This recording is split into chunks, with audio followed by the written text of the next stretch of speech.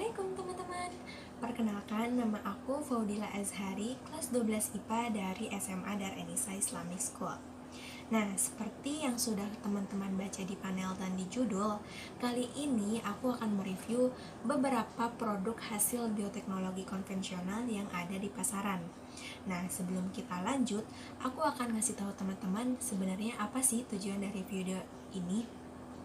Nah, jadi tujuan dari video ini yang pertama adalah untuk mengetahui mikroorganisme apa saja yang berperan dalam proses pembuatan bioteknologi ini. Kemudian tujuan yang kedua adalah untuk mengenal produk kemasan makanan seperti apa yang aman dikonsumsi. Nah, mungkin teman-teman sudah tidak asing dengan kata bioteknologi, atau sebagian sudah ada yang tahu apa itu bioteknologi. Ya, jadi bioteknologi itu adalah cabang ilmu yang mempelajari pemanfaatan makhluk hidup seperti bakteri, fungi, virus, dan yang lainnya, maupun hasil dari makhluk hidup seperti alkohol atau enzim dalam proses produksi untuk menghasilkan barang dan jasa. Nah, pada perkembangannya, bioteknologi dibagi menjadi dua, yaitu bioteknologi modern dan bioteknologi konvensional. Nah, bioteknologi modern adalah metode untuk menghasilkan barang dan jasa dengan prinsip rekayasa genetika berupa DNA rekombinan. Nah, contoh dari bioteknologi modern ini adalah kultur jaringan, cloning, hibridoma, dan masih banyak yang lainnya. Sedangkan bioteknologi konvensional adalah bioteknologi yang menggunakan alat yang sederhana dalam menghasilkan barang dan jasa. Nah, mungkin seiring berjalannya dengan waktu, sudah banyak sekali produk bioteknologi konvensional yang pada proses pembuatannya sudah menggunakan alat yang modern. Nah, contoh dari bioteknologi konvensional ini adalah yogurt, kemudian ada tempe, ada tape uli, tape ketan, kemudian ada keju, ada mentega, dan masih banyak yang lainnya. Nah, selanjutnya di sini aku sudah menyiapkan 4 produk hasil bioteknologi konvensional yang sudah aku sebutin tadi. Ya, di sini ada yogurt, kemudian ada tempe, kemudian ada tape ketan, ketan hitam, kemudian di sini yang terakhir ada tape singkong. Nah, selanjutnya kita langsung aja review ke produk yang pertama. Oke teman-teman, kita langsung aja ke produk yang pertama. Nah, di sini ada tempe. Ya, teman-teman pasti udah tahu lah ya tempe. Gak mungkin gak tahu, orang Indonesia pasti semuanya tahu tempe. Nah, jadi teman-teman, tempe itu ada dua jenisnya, ada tempe organik dan tempe non-organik. Tapi tempe yang aku pakai saat ini adalah tempe yang non-organik, tempe biasa. Nah, tempe yang aku beli juga ini tempe yang masih menggunakan daun pada pengemasannya. Jadi kemasannya itu dibagi menjadi dua, ada kemasan yang menggunakan daun dan ada kemasan yang menggunakan plastik seperti ini. Nah, kalau di tempat tinggal aku, kedua-duanya itu ada, tergantung si pengrajin tempenya, dia menggunakan kemasan yang seperti apa. Nah, sebetulnya tempe yang dibungkus daun itu sudah pasti jauh lebih sehat dibandingkan tempe yang menggunakan plastik. Mungkin sebagian orang kayak menanggapi, enggak deh, kayaknya yang lebih higienis itu tempe yang menggunakan plastik. Nah, sebenarnya jangan salah ya teman-teman, tempe itu makanan yang paling bersih. Karena pada saat proses pembuatannya itu harus benar-benar bersih. Kalau misalnya si tempe ini pada saat proses pembuatannya itu nggak bersih, si jamurnya itu nggak bakal tumbuh dan si tempenya yang ada malah busuk dan yang ada malah asam dan kecut. Tapi di sisi lain, tempe yang dibungkus plastik ini memiliki bahaya tersendiri. Kenapa begitu? Karena tempe yang dibungkus daun ini bisa saja daunnya ini tercemar oleh bakteri lain sehingga menyebabkan beberapa bahaya bagi tubuh kita. Jadi kalau misalkan si daunnya ini tercemar, otomatis si tempenya juga akan tercemar oleh bakteri yang ikut dengan si daunnya ini. Jadi untuk para teman-teman yang suka beli tempe menggunakan daun harus diperhatikan lagi ya, diteliti lagi si tempenya ini, si daunnya ini benar-benar bersih atau enggak, karena kan ada daun pisang yang yang layu atau kayak gimana, kita kan nggak tahu. Jadi intinya harus benar-benar teliti. Nah, harga tempe ini cukup terjangkau ya teman-teman. Harga sebesar tempe ini tuh dibanderol dengan 5.000, tapi tergantung penjualnya juga, tergantung daerah di mana si tempe itu dijual. Nah, biasanya di Indonesia ini si tempe itu menu yang wajib. Jadi nggak salah kalau misalkan pembelian tempe itu memiliki tingkat yang sangat tinggi di Indonesia. Nah, kalau misalkan dilihat dari segi kemasannya, si tempe yang aku punya ini biasa aja. Jadi menarik enggak menarik juga enggak, biasa aja. Kalau misalkan dilihat dari pengemasannya, si tempenya dibungkus dengan rapi ya, jadi semuanya ketutup, nggak ada yang kebuka. Kecuali ini kebuka karena tadi aku bolak-balik, jadi si daunnya robek. Pas aku beli semuanya ininya tempenya rapih, nggak ada yang robek. Nah, di tampilan tempe ini tuh nggak ada nomor depkesnya teman-teman. Iya, karena aku belinya di pengrajin tempe. Karena tempe ini juga diproduksinya di pengrajin tempe, jadi nggak ada nomor depkesnya, kecuali produk pabrik harus ada nomor depkesnya. Nah, tempe ini berbahan dasar kedelai sama ragi. Ragi itu sama aja kapang ya. Nah, mikroba yang berperan di dalam tempe ini ada kapang dari genus Rhizopus. Jadi ada 4 jenis teman-teman, ada Rhizopus solonifer, ada Rhizopus oryzae, ada Rhizopus oligoporus, dan ada Rhizopus aryzus. Kemudian aku mau buka si tempenya ini, aku mau nyium aromanya seperti apa. A few moments later.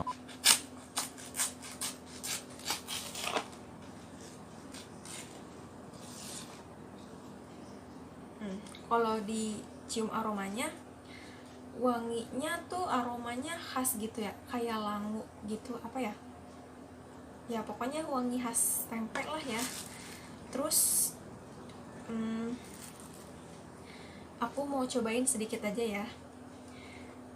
Sebenarnya aku nggak suka tempe mentah, tapi ya karena kita mau review jadi harus kita cobain sedikit aja.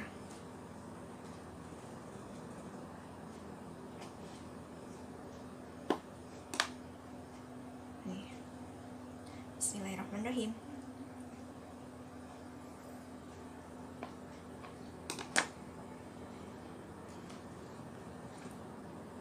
Rasanya sempurna gitu, kayak kompleks, banyak banget rasanya, kayak rasa tempe ya, maksudnya ada rasa asam-asamnya sedikit. Terus enak juga sih, intinya ya rasanya kayak gitu, ada asam-asam sedikit. Terus kadaluarsa dari tempe itu seminggu dari setelah tempe itu jadi. Terus nih, kenapa penting banget buat teman-teman harus makan tempe? Karena tempe itu banyak banget khasiatnya, khususnya untuk tubuh kita, untuk kesehatan. Apa aja sih sebenarnya manfaat dari tempe? Yang pertama, mencegah diare. Kemudian kedua, memperlancar pencernaan. Ketiga, menurunkan kadar kolesterol. Kemudian yang keempat, mencegah anemia, dan masih banyak yang lainnya. Jadi sayang banget kalau misalkan kita nggak makan tempe. Oke. Selanjutnya kita bakal review produk yang kedua. Nah, di produk yang kedua di sini ada tape ketan. Di sini aku ada tape ketan hitam. Ini dia, kita cek dulu ya kemasannya. Nah, jadi di sini kemasannya tuh kayak gini, rapih, tapi dia nggak disegel, dia langsung terbuka gitu. Tapi dia rapet banget loh, susah. Oke, tadi dulu kita lihat di sini ada nomor depcase-nya atau enggak ya.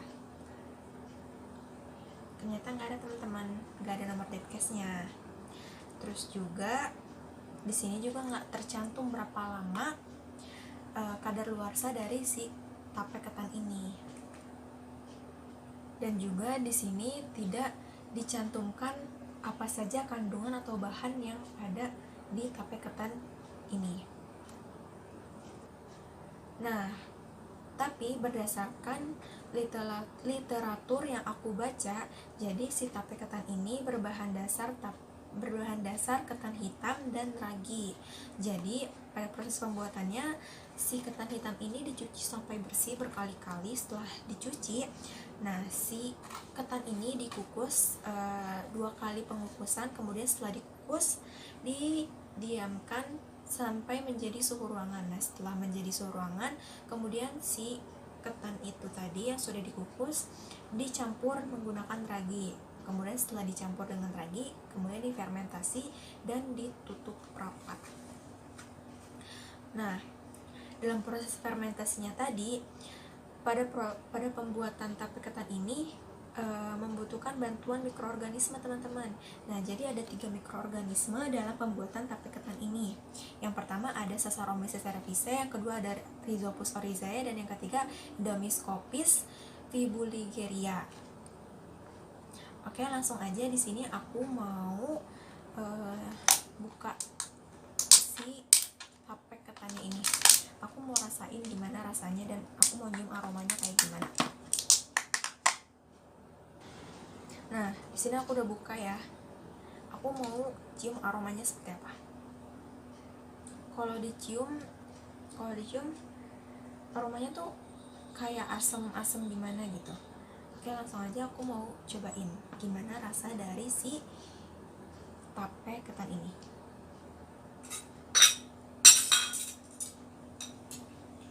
Oke, di sini aku ada piring dan di sini ini kita ambil sedikit aja. Oke. Oh ya, FYI ya teman-teman. Jadi kita tuh nggak boleh banyak makan tape ketan, karena yang ada akan berdampak buruk pada kesehatan kita. Intinya jadi kita nggak boleh banyak makan tape ketan ini, dan nggak boleh terlalu sedikit juga. Jadi ya sekali-kali makan gitu, karena tape ketan ini punya banyak banget manfaatnya. Salah satunya adalah mencegah tumor, terus menjaga imunitas juga, terus juga mengandung antioksidan yang bisa mencegah diabetes.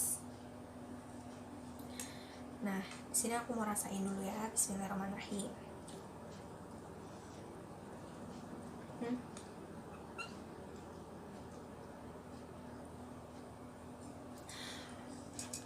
Ya, jadi rasa dari si tape ketan ini, kalau menurutku tape ketan yang aku beli ini asam manis, seger gitu.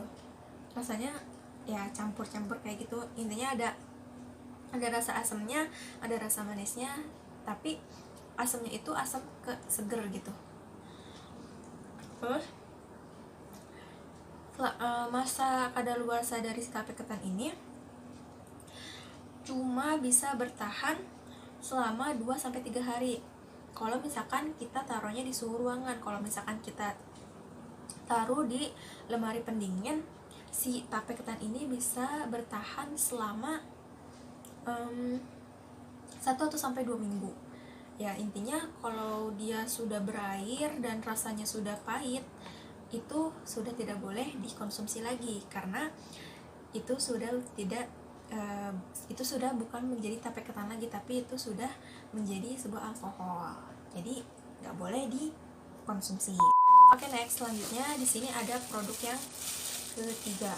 Nah, di sini ada tape singkong. Oke teman-teman, aku mau lihat dulu kemasannya ya. Kemasannya cuma di kayak gini dulu teman-teman. Nih. seperti ini dong. Jadi cuma dibungkus plastik. Biasanya kan kalau misalkan dijual pinggir jalan itu digantung ya, digantung pakai tali rapia. Cuman ini di plastik seperti ini. Aku belinya cuma satu. Nah, kalau dilihat dari kemasan pastinya udah nggak ada nomor depkesnya dong. Ya, karena ini diproduksinya dari produksi rumahan, bukan produksi pabrik. Jadi nggak ada nomor depkesnya. Nah, untuk kadaluarsa dari si tape singkong ini bisa 3-5 hari. Jadi kalau misalkan di suhu ruangan ya dia bisa kuat selama 3-5 hari dengan kondisinya dibuka ya, jadi nggak ditutup seperti ini, jadi terbuka gitu. Terus kalau misalkan dia dimasukin ke lemari pendingin kayak kulkas gitu, dia bisa kuat sampai 1 minggu atau lebih lah, pokoknya sampai dia sudah tidak bisa dikonsumsi. Intinya kadaluarsa dari si tape singkong ini 3-5 hari. Nah, di sini aku mau cium aroma dari si tape singkong ini tuh seperti apa. Aromanya tuh hampir sama kayak tadi aroma si tape ketan, nggak jauh beda gitu, kayak asem-asem gimana gitu. Oke, langsung aja aku mau cicipin gimana sih rasa dari si tape singkong ini. Sebenarnya aku juga nggak terlalu suka sama tape singkong ini, tapi harus dicobain. Nah, aku cobain segini aja, ini banyak guys. Bismillahirrahmanirrahim. Asem.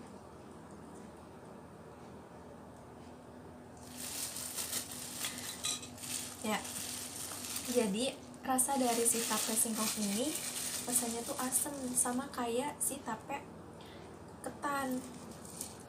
Cuman bedanya kalau misalkan tape singkong ini tuh rasanya tuh cuman asem doang, asem manis. Asem, cita rasa asem ya didominasi dengan rasa manis, tapi nggak seger kayak tape ketan yang barusan. Jadi cuman asem sama manis doang. Nah, kandungan dari si tape singkong ini tuh ada, ya ini kan bahan dasarnya singkong ya, jadi singkong sama ragi. Jadi bahan dasarnya tuh singkong sama ragi, atau kandungannya itu ada singkong dan ragi. Nah, mikroba atau ragi yang berperan pada proses pembuatan fermentasi singkong ini yang hingga menjadi tape ini adalah Saccharomyces cerevisiae. Nah, untuk teman-teman, kenapa kita harus makan tape singkong? Karena tape singkong itu punya banyak khasiatnya teman-teman. Salah satunya adalah menjaga kelancaran sistem pencernaan, dan ini juga bagus banget buat teman-teman yang lagi diet. Jadi karena singkong itu salah satu karbohidrat ya, bisa dibilang karbohidrat, jadi ini tuh juga bisa dijadiin sumber karbohidrat buat teman-teman yang lagi diet. Jadi bagus banget. Ini juga bisa menurunkan berat badan. Oke, next selanjutnya ke produk yang terakhir. Nah, di sini produk yang terakhir adalah yogurt. Oke teman-teman, produk yang terakhir ini beda sama produk-produk yang sebelumnya. Jadi produk yang terakhir ini bisa kelihatan ya dari tampilannya juga lebih menarik, lebih bagus, lebih lebih berkualitas juga. Maksudnya bukan berkualitas gimana, karena kan ini produk pabrik, jadi ya udah terjamin lah gitu ya. Tapi yang sudah aku bilang tadi di awal, bioteknologi konvensional itu kan dibuat dengan alat yang sederhana, karena seiring berkembangnya teknologi, proses pembuatan bioteknologi konvensional ini berubah gitu pada alat-alat yang digunakannya. Salah satunya ini pada proses pembuatan yogurt. Nah, kalau misalkan dilihat di sini kemasannya cukup baik, bukan cukup baik tapi baik banget. Karena kalau misalkan kita bandingkan dengan produk yang sebelumnya, contoh kita ambil tadi tape singkong, itu benar-benar jauh banget, yang benar-benar kalau misalkan dilihat ya lebih baik ini. Iyalah pastinya ini yang lebih baik, karena kalau kita lihat tadi tape singkong cuma dibungkus menggunakan plastik yang plastik biasa gitu. Jadi kalau ini tuh lebih steril. Terus juga dalam pengemasannya ini dikemas dengan rapi, pakai botol ya, berbentuk botol. Nah, terus selanjutnya di sini juga dia ada nomor depcase nih teman-teman. Nah, nih ada nomor depcase-nya. Nah, sini ya, apa di sinilah. Ada nomor depcase-nya. Terus juga dia juga tercantum komposisi atau kandungannya, sama informasi nilai gizinya. Nah, lengkap banget ya. Nah, jadi aku tuh kemarin beli yogurt ini beli yogurt ini kemarin. Nah, setelah aku lihat ternyata di sini juga ada kadaluarsanya ya. Kadaluarsanya itu tanggal 30 bulan 4 2021. Nah, apa sih mikroba yang berperan dalam pembuatan yogurt ini? Nah, di sini juga tercantum ya, mikrobanya itu ada Streptococcus thermophilus dan Lactobacillus bulgaricus. Nah, buat teman-teman yang belum tahu dan apa sih manfaat dari yogurt ini? Ya, manfaat dari yogurt ini salah satunya adalah mengatasi gangguan pencernaan, terus mencegah osteoporosis, dan yang terakhir adalah memperkuat sistem kekebalan tubuh atau imunitas kita. Nih. Nah, di sini aku mau cium aroma dari si yogurt ini tuh seperti apa. Nah, ini masih disegel ya teman-teman. Aku baru buka. Wanginya wangi susu. Di sini aku ambil rasa yogurt yang rasa blueberry. Baunya bau apa ya? Karena ini rasa blueberry, jadi kayak ada aroma blueberry gitu. Tapi kita langsung aja cobain rasanya kayak gimana. Bismillahirrahmanirrahim. Asem. Jadi si yogurt ini punya cita rasa asam dan manis, jadi pas gitu, nggak terlalu asam nggak terlalu manis, intinya balance, seimbang antara si manis sama si asamnya. Sama kayak tadi tape ketan, dia tuh kayak lebih keseger gitu loh asamnya tuh. Nah, jadi gitu teman-teman, karena sudah semua produk udah aku review satu persatu dan aku sudah coba-cobain, jadi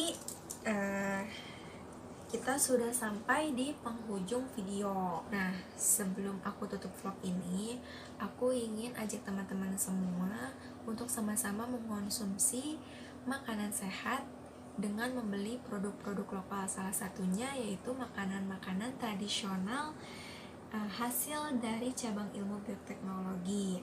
Nah, karena selain kita bisa membantu para pedagang di pasar, kita juga akan mendapatkan atau memperoleh khasiat-khasiat atau manfaat yang didapat dari mengonsumsi makanan tradisional tersebut. Jangan sampai produk asing terus menguasai pasar kita sehingga kita tersingkirkan. Kita harus lebih bangga menggunakan produk dalam negeri, apalagi produk lokal yang kita memiliki banyak sekali khasiatnya. Oleh karena itu, kita harus lebih cintai produk kita dengan membeli produk-produk lokal dan mengurangi sedikit pembelian produk-produk luar negeri. Oke, karena kita sudah di penghujung video, terima kasih untuk teman-teman semua yang sudah menonton video ini. Semoga video ini bermanfaat.